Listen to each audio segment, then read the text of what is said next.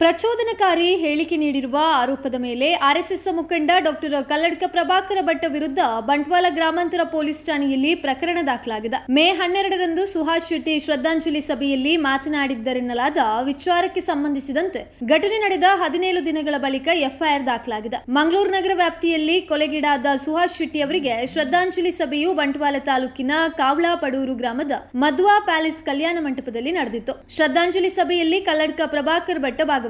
ಅಲ್ಲಿ ನೆರೆದಿದ್ದ ಜನರನ್ನ ಉದ್ದೇಶಿಸಿ ಭಾಷಣ ಮಾಡುವಂತಹ ವೇಳೆ ಸಮಾಜದ ಸ್ವಾಸ್ಥ್ಯ ಕೆಡುವಂತೆ ಮತೀಯ ಗುಂಪುಗಳ ನಡುವೆ ವೈಮನಸ್ಸು ಉಂಟು ಮಾಡುವಂತೆ ಪ್ರಚೋದನಾತ್ಮಕವಾಗಿ ಅವರು ಹೇಳಿಕೆಯನ್ನ ನೀಡಿದ್ದಾರೆ. ಇದು ಜಿಲ್ಲೆಯಲ್ಲಿ ಕಾನೂನು ಸುವ್ಯವಸ್ಥೆಗೆ ಧಕ್ಕೆಯಾಗುವ ಸಾಧ್ಯತೆಗಳಿರುವುದರಿಂದ ಈ ಬಗ್ಗೆ ಜೂನ್ 2ರಂದು ಬಂಟ್ವಾಳ ಗ್ರಾಮಾಂತರ ಪೊಲೀಸ್ ಠಾಣೆಯಲ್ಲಿ ಕಾಲಂ 353 2 BNS ಪ್ರಕಾರ ಪ್ರಕರಣ ದಾಖಲಾಗಿದೆ. ಮುಂದಿನ ಕಾನೂನು ಕ್ರಮ ಕೈಗೊಳ್ಳುವುದು ಎಂದು ಪೊಲೀಸರು ತಿಳಿಸಿದ್ದಾರೆ.